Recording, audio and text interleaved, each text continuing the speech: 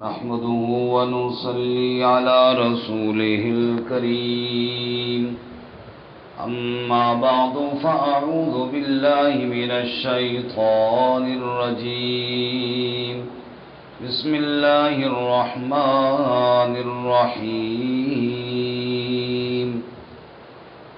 قل إن كانت لكم الدار الآخرة عند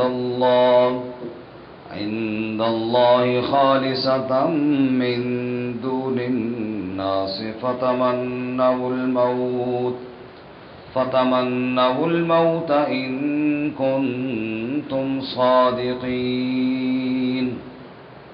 سبحان ربك رب العزة عما يصفون وسلام على المرسلين والحمد لله رب العالمين اللهم صل على سيدنا ومولانا محمد وعلى آل سيدنا ومولانا محمد وعلى آله وأصحابه أجمعين.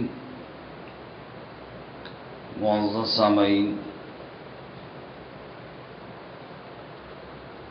بنی اسرائیل خصوصاً وہ یہود جو رسول اللہ صلی اللہ علیہ وسلم کے وقت میں تھے،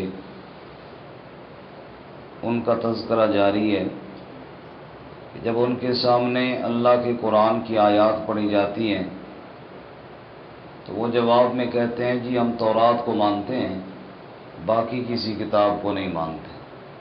اس کا اللہ تعالیٰ نے 5 وجہ سے رد فرمایا کہ جھوٹ کہتے ہیں، کیونکہ قرآن حق ہے اور تورات تو حق ماننے کا حکم دیتی ہے.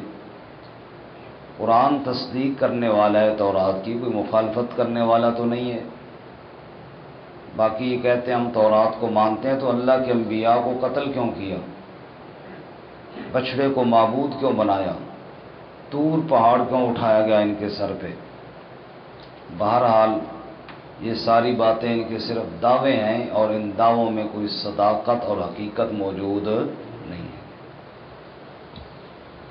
آج کے سبق میں اسی طرح ایک اور ان کی بات کی تردید ہے، اور وہ بات یہ تھی کہ وہ لوگوں کو ورغلانے کے لیے یہ جھوٹ بولتے تھے اور یہ دعوے کرتے تھے لوگوں کے سامنے، چونکہ ہم انبیاء کی اولاد میں سے ہیں لہٰذا جنت میں ہم نہیں جانا ہے.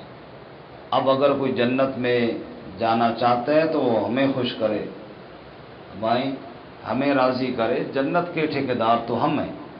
یہ لوگوں کو مطمئن کرنے کے لیے کہتے اور اپنی پیری مریدی چمکانے کے لیے کہتے.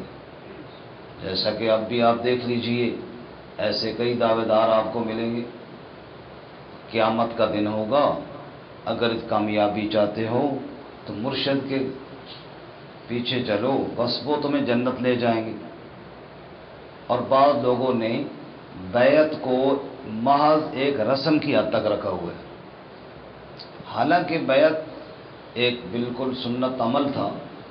بیعت کا مقصد یہ ہے کہ کسی ایسے آدمی کو جو شریعت کو جانتا ہے آپ اپنا رہنما بنائیں تاکہ شریعت کے کاموں میں آپ کی رہنمائی کرے کہ یہ کام کرنا ہے اور یہ کام نہیں کرنا. اور ہم نے اس کو اس حد تک بنا دیا کہ بس نام ہو گیا جو میں فلاں کا مرید ہوں، بس باقی تو مسئلہ ہی کوئی نہیں، اب وہی چھڑا لے گا.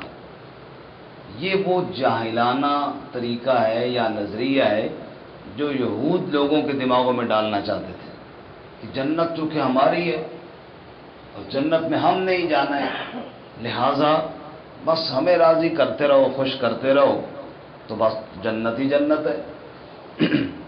اس کی تردید اللہ تعالیٰ یہاں پہ فرماتے ہیں آج کے سبق میں.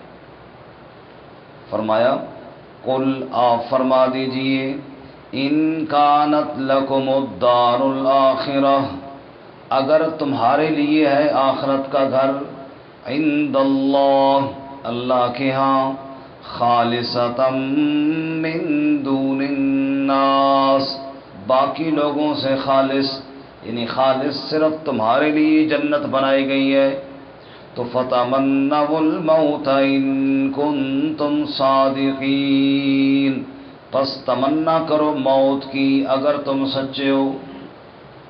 تمنا کرو موت کی، اس کے دو مطلب ہیں۔ ایک مطلب تو یہ ہے کہ پھر آؤ تم بھی میدان میں اور ہم بھی میدان میں آتے ہیں، تم ہماری موت کی دعا کرو، ہم تمہاری موت کی دعا کرتے ہیں، جیسا کہ مباہلے میں ہوتا ہے۔ مباہلہ یہ ہے کہ یا اللہ ہم میں سے جو جھوٹا ہے اس کو موت دے، تم بھی دعا کرو ہم بھی کرتے ہیں، پھر فیصلہ اللہ پہ چھوڑتے ہیں۔ دوسرا مطلب یہ ہے کہ اگر تم نے واقعتاً جنت میں ہی جانا ہے اور جنت تمہاری ہے تو پھر دنیا میں دھکے کیوں کھا رہے ہو؟ پھر اللہ سے دعا کرنا، یا اللہ ہمیں جنت دیتا، موت دے تاکہ ہم جنت پہنچے، دنیا کے ان جیلوں میں کیوں پڑے ہوئی ہو؟ پھر اللہ تعالیٰ سے موت مانگو۔ اللہ فرماتے ہیں لیکن کبھی یہ موت کی دعا نہیں کریں گے اپنے لیے، کیونکہ ان کو پتہ ہے اندر سے کہ وہاں جنت نہیں، ہمیں لتریشن ہونی ہے، خوب وہاں پھینٹی لگنی ہے۔ یہ تو صرف لوگوں کو مطمئن کرنے کے لیے کہتے ہیں، دنیا کی زندگی میں بڑے حریص ہیں اور دنیا کی زندگی کے ساتھ ہی ان کی ساری محبت ہے۔ ایک آدمی نے کسی اللہ والے سے پوچھا تھا کہ ہمیں موت سے ڈر کیوں لگتا ہے؟ ہم سب کو لگتا ہے نا، بولتے نہیں ہیں، میرا خیال تیار بیٹھے ہو سارے، ڈر لگتا ہے نہیں موت سے؟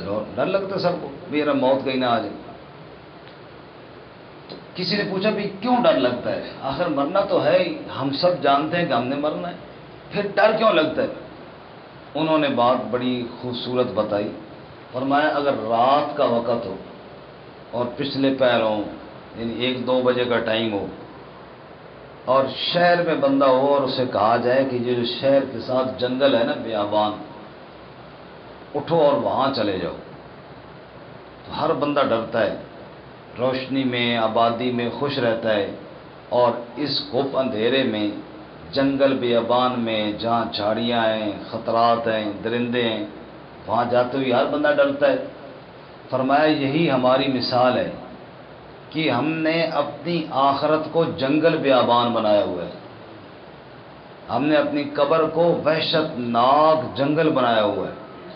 اگر ہم نے اپنی زندگی میں ایسے اعمال کیے ہوں کہ ہماری قبر روشن دکھائی دے، ہماری آخرت ہمیں روشن دکھائی دے، پھر موت سے ڈر نہیں لگے گا۔ مسئلہ یہ ہے کہ ہمیں اپنی آخرت وحشت ناک جنگل دکھائی دے رہا ہے۔ اللہ ہمیں بھی اپنی آخرت روشن کرنے کی توفیق عطا فرمائے۔ اللہ فرماتا ہے یہ کہتے تو ہیں کہ جنت ہماری ہے، لیکن انہوں نے اپنی آخرت کو ایک ہولناک جنگل بنایا ہوا ہے، لہذا ڈرتے ہیں، موت کا نام نہیں لیں گے کبھی، یہ صرف دعوے ہیں ان کے۔ اس لیے اللہ فرماتے ہیں ان سے کہو کہ اگر جنت تمہاری ہے تو فتمنوا الموت ان کنتم صادقین، موت کی تمنا کرو نا اگر سچے ہو، لیکن کبھی نہیں کریں گے۔ کیوں؟ فرمایا وَلَن يَتَمَنَّوْهُ أَبَدًا، اور ہرگز تمنا نہیں کریں گے اس موت کی کبھی بھی، ہرگز کبھی بھی موت کی تمنا نہیں کریں گے۔ کیوں؟ بما قدمت ایدیہم، اس وجہ سے جو آگے بھیجا ان کے ہاتھوں نے آگے بھیجا، اس سے مراد کمائی، اعمال۔ اس طرح انسان کمائی کر کے کہتا ہے یہ میرے اپنے ہاتھوں کی کمائی ہے، تو مراد اس سے اعمال ہیں۔ اللہ فرماتے ہیں جو ان کے اعمال ہیں، ان اعمال کی وجہ سے انہیں پتہ ہے کہ آخرت ہماری ویران ہے۔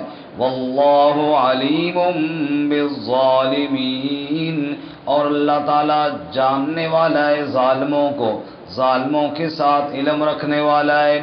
یہ موت کی تمنا کیا کریں گے؟ یہ تو دنیا کی زندگی پر بڑے حریص ہیں۔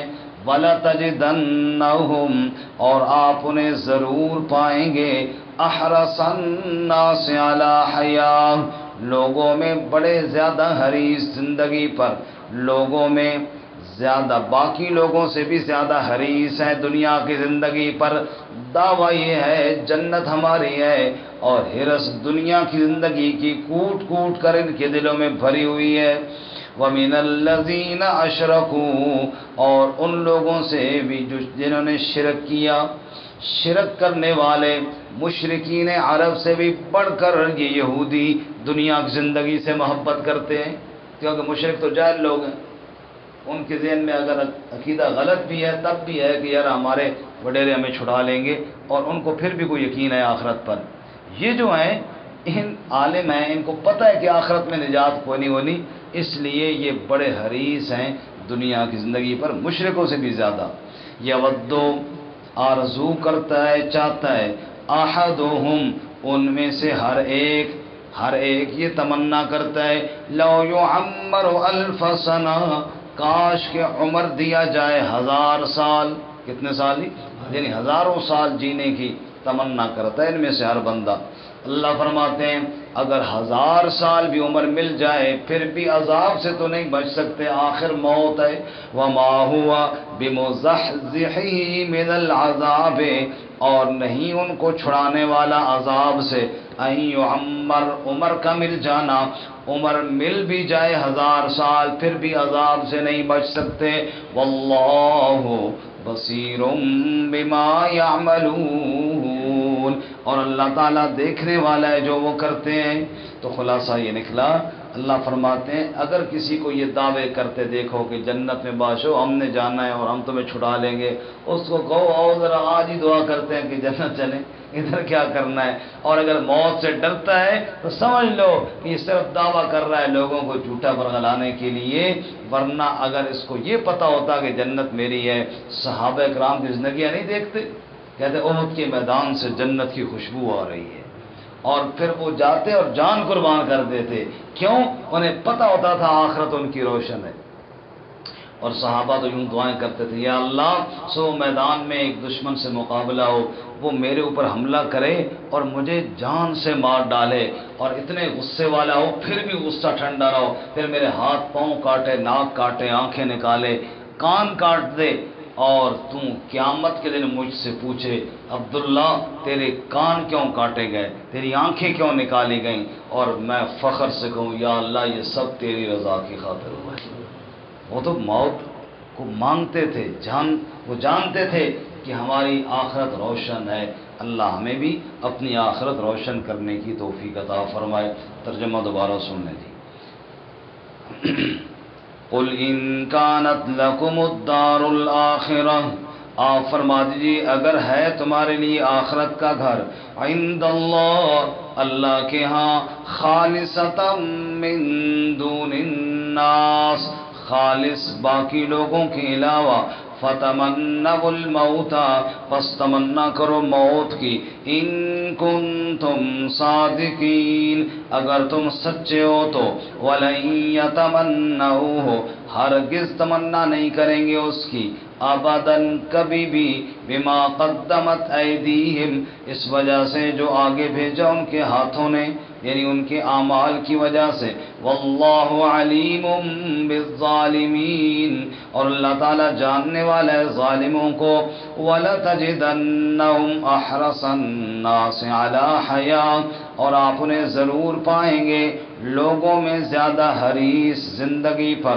وَمِنَ الَّذِينَ أَشْرَكُوا، اور ان لوگوں میں سے بھی جنہوں نے شرک کیا، يَوَدُّ أَحَدُهُمْ، چاہتا ہے ہر ایک ان کا، لو يعمر الف سنہ، کاش کہ عمر دیا جائے 1000 سال، وما هو بمزحزحہ من العذاب ان يعمر، اور نہیں ان کو چھڑانے والا عذاب سے عمر کا مل جانا، واللہ بصیر بما یعملون، اور اللہ تعالیٰ دیکھنے والا ہے جو وہ عمل کرتے ہیں۔